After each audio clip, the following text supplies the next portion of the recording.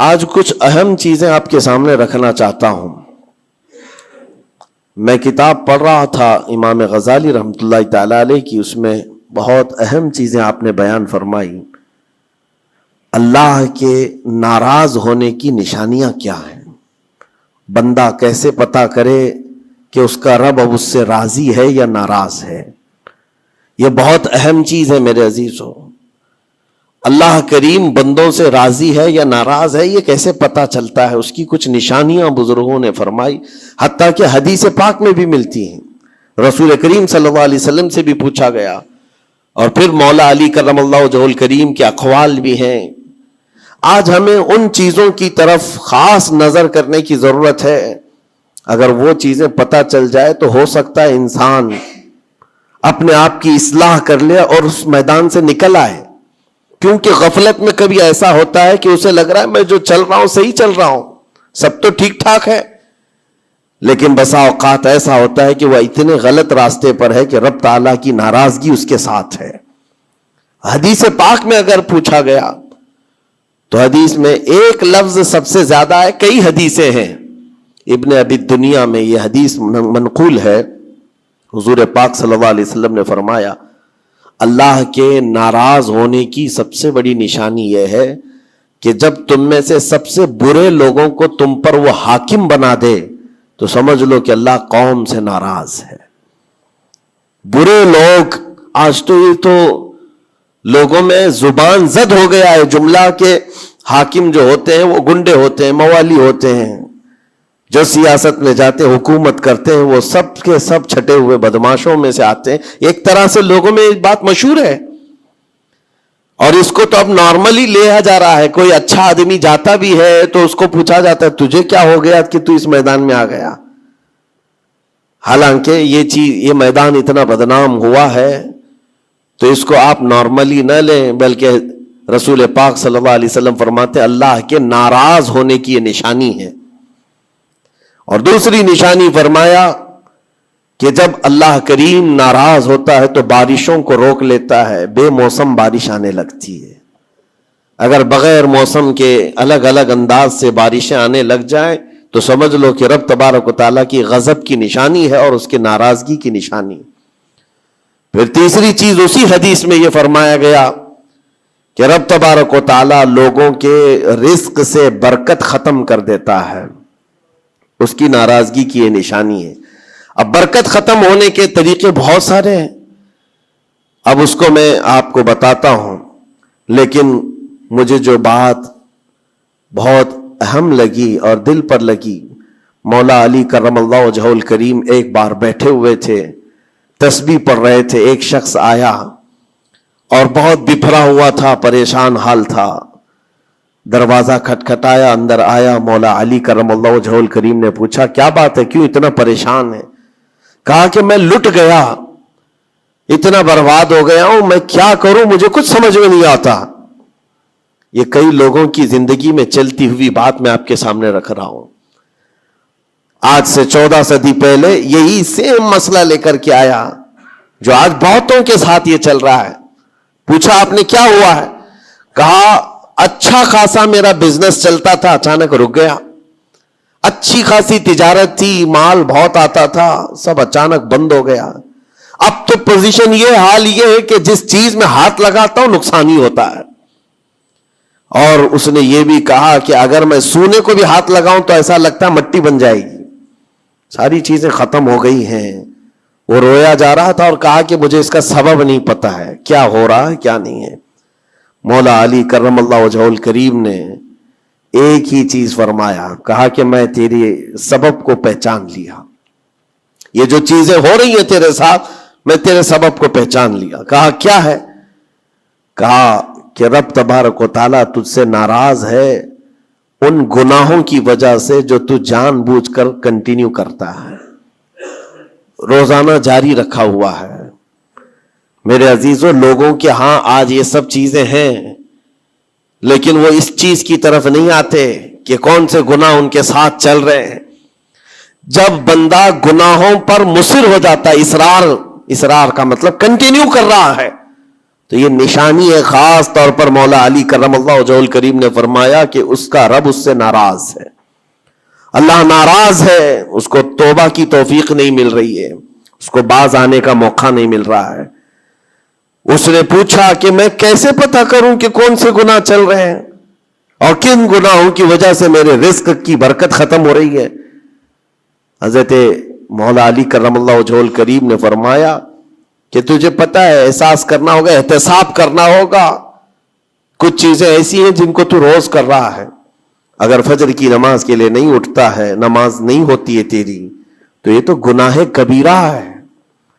گناہ کبیرہ ہے, یہ زنا سے بڑھ کر کے گناہ ہے نماز کا ترک کرنا. تو یہ اگر تیری زندگی میں کنٹینیو جاری ہے تو گویا کہ تو حرام پر حرام, کبیرہ پر کبیرہ کرتا ہوا اس قدر اصرار کرتا جا رہا ہے, تو تیرے رزق کی برکت کہاں رہے گی؟ ختم ہو جائے گی. تیرے دل کے اندر اللہ تعالیٰ نے سختی پیدا کر دی ہے. میرے عزیزو, آج کے حالات میں اگر کوئی اس طرح کا معاملہ لے کر کے آئے, بابا کے پاس فوراً بھاگے گا کہ میرے روزی پر کسی نے بندش کر دی ہے, روک لگا دی ہے, کسی نے جادو ٹونا کر دیا ہے. اس کو اپنی فکر نہیں ہے کہ اس کے عمل کیا ہے, لیکن باباؤں کے پاس جانا ہے, کسی مولانا کے پاس جانا ہے, کسی عامل کے پاس جانا ہے. دکان میں اچھی تجارت چل رہی تھی, اچانک بند ہو گیا. اور بابا بھی یہ نہیں کہتے کہ توبہ کر لے تو صحیح ہو جائے گا, نہیں. وہ اس کے رشتہ داروں میں سے کسی نے بڑا کچھ کر دیا ہے, اس کو یہی سجیسٹ کیا جائے گا. اور یہ ایسا خطرناک ماحول ہے, میں دیکھ رہا ہوں. کوئی بھی اٹھ کر کے جاؤ, کسی عامل کے پاس آپ جاؤ, کہا جائے گا کہ بڑا کچھ کیا ہے آپ کے ساتھ, بڑا کچھ کیا ہوا ہے, تمہاری روزی پہ بند باندھا ہوا ہے, تمہاری تجارت پر جو ہے روک لگائی گئی ہے. کون کیا ہے؟ تمہارے چاہنے والوں میں سے, رشتہ داروں میں سے. اور اس بندے کو رشتہ داروں کا دشمن بنایا جاتا ہے. وہ ہر ایک پر نظر رکھتا ہے, پھپھو نے کیا, کہ ماموں نے کیا, کہ چاچا نے کیا, فلاں نے کیا. سارے رشتہ داروں پر اس کی شک کی نظر ہے. یہ قطع رحمی کا ایک بہت بڑا مظہر اس کو بنایا جا رہا ہے.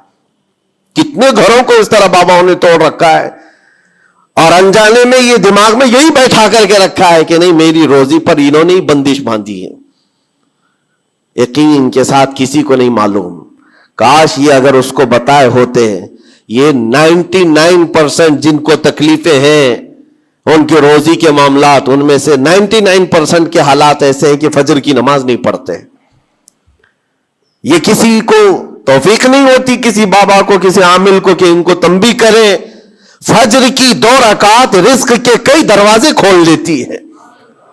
میرے آقا صلی اللہ علیہ وسلم کا فرمان ہے, اور تم بستر پر ٹانگ پھیلا ہے سوئے ہوئے ہو, اور پھر شام میں اٹھ کر بابا کے پاس جا کر کہتے ہو بندش ہے, کسی نے باندھ کے رکھا ہے, تو ہم نے خود اپنے اعمال سے باندھا ہوا ہے. اور رب تبارک و تعالیٰ فرماتا ہے سورہ فاطر میں, ما یفتح اللہ للناس من رحمت فلا ممسک لہا. اللہ اپنی رحمت سے جس کے لیے دروازے کھولتا ہے, کوئی اسے بند نہیں کر سکتا. یہ رب کا فرمان سنا رہا ہوں. وما یمسک فلا مرسل لہ من بعدہ. اور اللہ فرماتا ہے جس کے لیے اللہ روک دے, کوئی طاقت اسے کھول نہیں سکتی. اللہ نے اگر بند کر دیا ہے تو کوئی نہیں کھولے گا. اب یہ رب تبارک و تعالیٰ کس کے لیے بند کرتا ہے, کس کے لیے کھولتا ہے, یہ اس کی شان ہے. لیکن ساتھ میں ایک بات اور آپ کو بتا دوں. حضرت ابو سفیان ثوری رحمۃ اللہ تعالی علیہ, حضرت سفیان ثوری کا ایک قول ہے, قسوۃ القلوب عقوبۃ للعاصی. یہ گناہ کنٹینیو جو کر رہا ہے اس کی سزا کیا ہے؟ یہ اللہ تبارک و تعالیٰ کے ناراضگی کی نشانی. سزا کیا ہے؟ کچھ لوگوں کو ایسا لگتا ہے مجھے کچھ نہیں ہو رہا ہے, میرا گھر بار سب صحیح ہے, ٹھیک ٹھاک ہے. تو فرمایا اس کی پہلی سزا تو یہ ہے عقوبۃ قسوۃ القلوب. یعنی جو کنٹینیو گناہ کرتا ہے, رب تعالیٰ اس کا دل پتھر کی طرح بناتا ہے, سخت ہو جاتا ہے اس کا دل. نہ رب تبارک و تعالیٰ کے نام پر اس کی کبھی آنکھیں بھیگتی ہوئی دکھتی ہیں, نہ عذاب قبر کا اسے خوف محسوس ہوتا ہے, نہ محشر کے دن کی فکر, نہ جہنم کے لپکتے ہوئے شعلوں سے اس کا دل دہلتا ہے. نہیں, دل سخت ہو گیا ہے. گناہوں پر جو بندہ کنٹینیو اصرار کرتا جاتا ہے اس کا دل سخت کر دیا جاتا ہے. یہ رب تبارک و تعالیٰ کے ناراض ہونے کی نشانی ہے، غضبناک ہونے کی نشانی ہے۔ اور ایک نشانی یہ فرمائی ہے، تابعین نے فرمایا کہ اگر بندے کو عبادت کرنے میں مزہ نہیں آتا تو سمجھ لو کہ رب تعالیٰ اس سے ناراض ہے، توفیق چھین لیا۔ نماز پڑھنے میں دل نہیں لگتا، اور اگر وہ نماز کی اذان کی آواز سن کر کے بھی لاپرواہی برتتا ہے تو فرمایا گیا یہ اس بات کی علامت ہے کہ اس کا رب اس سے راضی نہیں ہے۔ اور جس سے مولا راضی ہوتا ہے کڑاکے کی ٹھنڈیوں میں بھی اس کو بستر سے اٹھا کر اپنے دربار میں لاتا ہے۔ جس سے رب تبارک و تعالیٰ راضی ہے اس کو اپنے دربار میں لگائے رکھتا ہے، وہ رات ہو کہ دن ہو کہ صبح ہو کہ دوپہر ہو، وہ بندہ دوڑا ہوا رب تعالیٰ کے حضور پہنچ جاتا ہے۔ میرے عزیزو اپنی اپنی فکر کریں، ہم کس کیٹیگری میں چل رہے ہیں؟ کہیں ایسی زندگی نہیں گزر رہی ہے کہ ہمارا رب ہم سے راضی نہ ہو، ناراض ہو؟ پھر پوچھا گیا کہ اگر اللہ تبارک و تعالیٰ ناراض ہے تو پھر دولت کی ریل پیل گھر بار ساری چیزیں ہیں۔ فرمائے یہ بھی ایک نشانی اللہ کی ناراضگی کی کہ گناہ کنٹینیو ہونے کے باوجود اگر تمہارے مال میں کمی نہیں آ رہی ہے، روزانہ بڑھتا جا رہا ہے، تو خوف کھاؤ کہ اللہ بڑے عذاب کا تمہارے لیے تیاری فرما رہا ہے۔ آخرت میں تمہارا کوئی حصہ نہیں ہوگا، سب کچھ دنیا میں دے دیا جائے گا اور تمہارے لیے بڑے عذاب کی تیاری ہو رہی ہے۔ اگر گناہوں کی وجہ سے پکڑ نہیں ہوئی اور تمہارا مال اور یہ ساری چیزیں چل رہی ہیں تو یہ اس بات کی علامت ہے کہ بڑے عذاب کی تیاری ہے۔ عزیزان گرامی وقار، کوئی اس بات کے لیے خوشحال ہو کر کے نہ رہ جائے کہ میرا تو کچھ نہیں ہے، سب کچھ اچھا چل رہا ہے، گناہ بھی کر رہا ہوں، جھوٹ بھی بول رہا ہوں، نعوذ باللہ من ذالک، آنکھیں بھی بدکاری کر رہی ہیں، کچھ تو زنا میں بھی ہیں، کچھ ڈکیت میں بھی ہیں، چوری میں ہیں، پتہ نہیں کیسی کیسی بلاؤں میں مبتلا ہیں، لیکن ان کا حال یہ ہے کہ نہیں ٹھیک ہے، دولت کی ریل پیل سب اچھا خاصا ہے، مال سب کچھ فراوانی ہے، تو یہ مت سمجھنا۔ قرآن کہتا ہے وَلَا يَحْسَبَنَّ الَّذِينَ يَبْخَلُونَ بِمَا آتَاهُمُ اللَّهُ مِنْ فَضْلِهِ، ایک جگہ وَلَا يَحْسَبَنَّ الَّذِينَ كَفَرُوا أَنَّمَا نُمْلِي لَهُمْ خَيْرٌ لِأَنفُسِهِمْ إِنَّمَا نُمْلِي لَهُمْ لِيَزْدَادُوا إِثْمًا وَلَهُمْ عَذَابٌ مُهِينٌ۔ اللہ فرماتا ہے جو لوگ ہم سے دور ہو رہے ہیں وہ یہ مت سمجھیں کہ اللہ تعالیٰ کے بارگاہ میں وہ اچھا کر رہے ہیں، بلکہ رب تعالیٰ فرماتا ہے انما نملی لہم، ہم ان کو ڈھیل اس لیے دے رہے تاکہ وہ اور گناہ کر لیں، لیزدادوا اسما، اور گناہ کر لیں، پھر ایک دن اچانک دردناک ذلت والا عذاب ہوگا، ذلت والا عذاب ہوگا۔ قرآن پاک میں رب تعالیٰ فرماتا وَلَا تَكُونُوا كَالَّذِينَ نَسُوا اللَّهَ فَأَنسَاهُمْ أَنفُسَهُمْ، تم ان لوگوں کی طرح مت ہونا جو اللہ کو بھول گئے، جو عبادت سے دور ہوتا ہے، یہ اللہ کے غضب کی نشانی ہے، اللہ اس سے ناراض ہے۔ اگر عبادات میں نہیں آ پا رہا ہے، نمازیں اس کی کمپلیٹ نہیں ہو رہی ہیں تو اللہ ناراض ہے اس سے۔ اور قرآن میں رب تعالیٰ فرماتا ہے، یہ سورہ حشر کی آخری آیتوں میں سے ہے، مشہور آیت، وَلَا تَكُونُوا كَالَّذِينَ نَسُوا اللَّهَ، جو اللہ کو بھول گئے تھے ویسے مت بنو، ورنہ کیا ہوگا؟ رب فرماتا فَأَنسَاهُمْ أَنفُسَهُمْ، اللہ ان کو خود اپنے آپ کو بھلا دے گا، یعنی تمہیں ایسا بنا دیا جائے گا کہ تم کو خود یاد نہیں ہوگا تم کون ہو، بھول جاؤ گے۔ قیامت کے دن بھی ایسے بہت ہوں گے جن کو خود پتا نہیں ہوگا کہ کیا تھے، بلکہ مرنے کے وقت بھی کئی لوگ اپنا نام تک بھول جاتے ہیں۔ ان سے پوچھا جائے، اسی لیے تو کلمہ پڑھنے کی تلقین کی جاتی ہے کہ آپ وہاں بیٹھ کر کے کلمہ پڑھتے رہو، ورنہ وہ بھولتا چلا جائے گا، بھولتا چلا جائے گا۔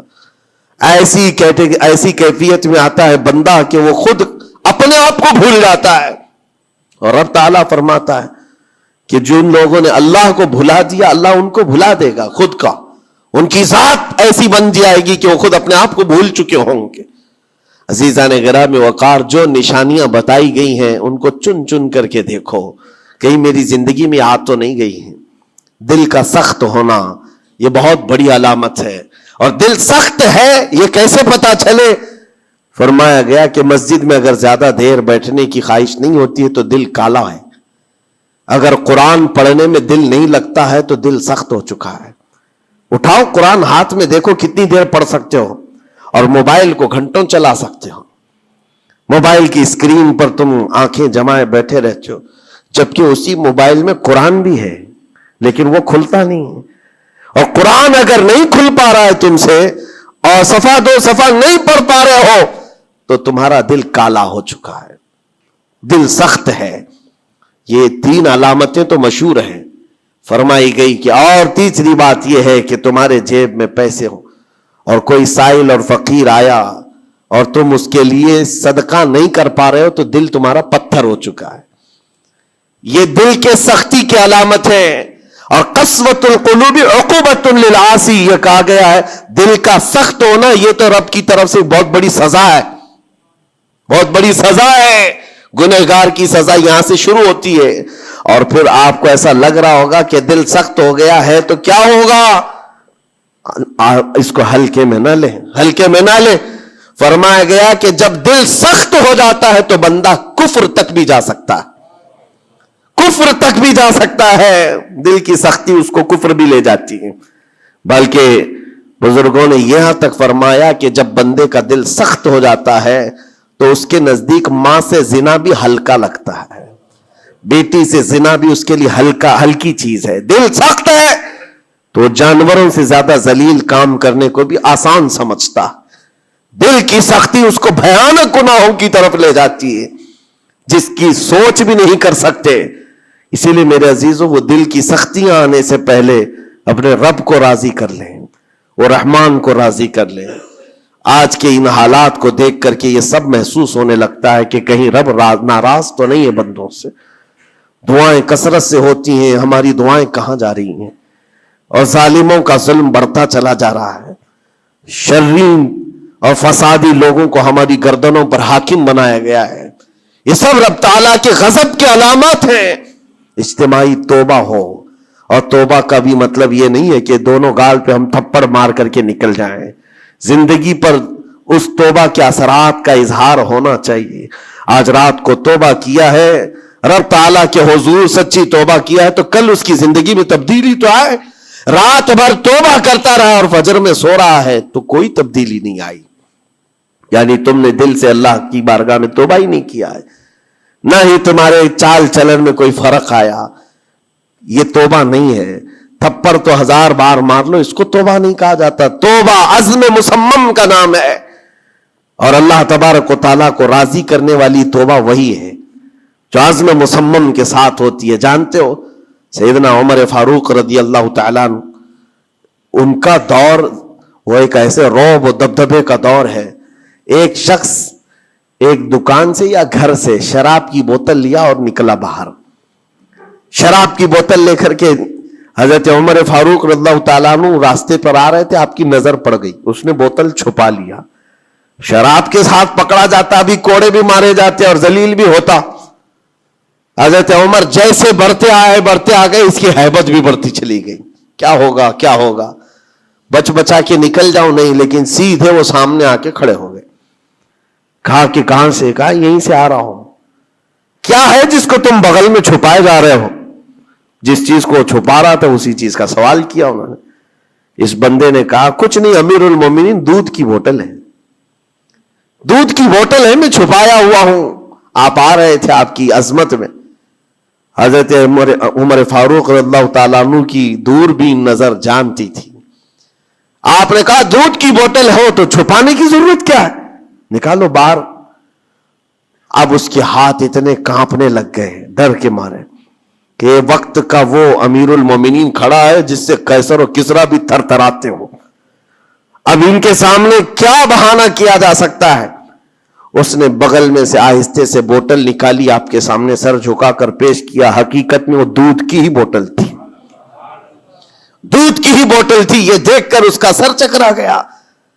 شراب لے کر کے نکلا تھا اور بغل میں چھپایا بھی تھا امیر المومنین کے ڈر سے. حضرت عمر فاروق نے کہا کہ یہ دودھ کی بوتل ہے تو تیرے اندر اتنا ڈر اور سہم کس بات کا، سچ بتا.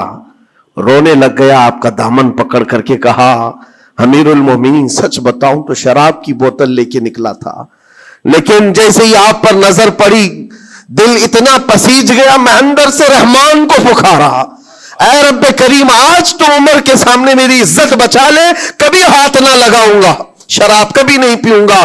دل سے میں نے پکارا, رب تعالیٰ نے میری عزت رکھ لی اور اس شراب کو دودھ میں بدل دیا. میرے عزیزوں, وہ ناراض ہوتا ہے تو جلدی راضی بھی ہوتا ہے, وہ راضی بھی ہوتا ہے. ایسا نہیں ہے کہ مولا تعالیٰ غضبناک ہے تو بندوں کو عذاب میں مبتلا کرے گا.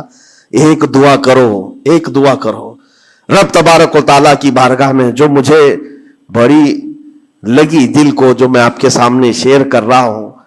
کبھی سجدے میں گر کر اس سے مولا سے اتنا کہو کہ اے رب, تیرے لیے بندے میرے علاوہ کروڑوں ہیں, میں ایک نہیں ہوں, تیرے تو کروڑوں بندے ہیں, لیکن مولا میرے لیے تو صرف تو ایک ہی ہے. میرے لیے تو صرف ایک ہی ہے جس کے سامنے جھک کر میں مانگ سکتا ہوں. تجھ سے جو منہ چھپاؤں تو کروں کس کے سامنے. رب تبارک و تعالیٰ کو یہ ادا پسند آتی ہے, کیونکہ یہ قرآن پاک میں حضرت عیسیٰ علیہ السلام کے ضمن میں بیان کی گئی ہے. اللہ تعالیٰ نے خود اس کو قرآن میں فرمایا, ان تعذبہم فانہم عبادک وان تغفر لہم فانک انت العزیز الحکیم. عیسیٰ علیہ السلام نے اپنے امتیوں کے لیے اللہ کی بارگاہ میں یہ التجا کی تھی, مولا اگر تو ان کو عذاب دے گا تو تیرے ہی تو بندے ہیں, تیرے ہی تو بندے ہیں, اور اگر بخش دے گا تو تو غالب حکمت والا ہے, تیرے خزانے میں کوئی کمی نہیں ہونے والی ہے. عزیزان گرامی وقار, جن گناہوں پر زندگی گزر رہی ہے اس سے نکل آنا ضروری ہے. آج یا کل موت کا فرشتہ آ جائے گا, کہیں ایسا نہ ہو کہ اسی گناہوں کے دروازے پر ہمیں دستک دی جائے, اور جو بندہ جس حال میں دنیا سے مرتا ہے پھر اسی حال میں اسے اٹھایا نہ جائے, ذلیل لوگوں میں اس کو قیامت کے دن اٹھایا نہ جائے. جانے کی تیاری تو ہونی چاہیے, اور جس طرح سے بھی ممکن ہو سکے توبہ کرو, اپنے اندر سے اور باہر سے صاف ہو جاؤ. اور رب تبارک و تعالیٰ کو راضی کرنے کے لیے توبہ سب سے بڑی چیز ہے, سب سے بڑی چیز ہے.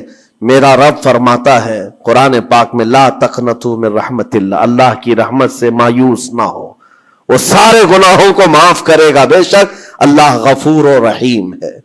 لیکن آج جو اس کے ناراضگی کی نشانیاں ہیں اپنی زندگی میں ڈھونڈ ڈھونڈ کے نکالو.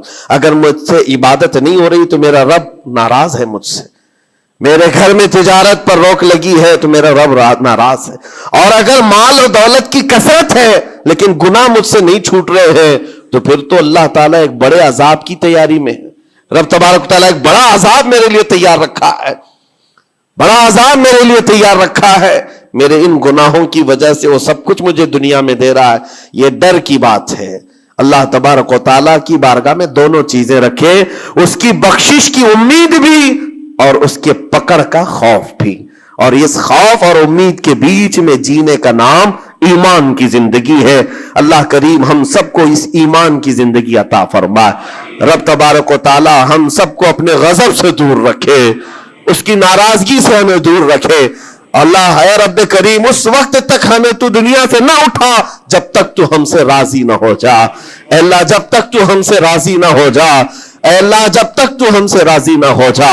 وصلی اللہ تعالی علی خیر خلق محمد وآلہ وصحبہ اجمعین, وآخر دعوانا الحمد للہ رب العالمین. السلام علیکم.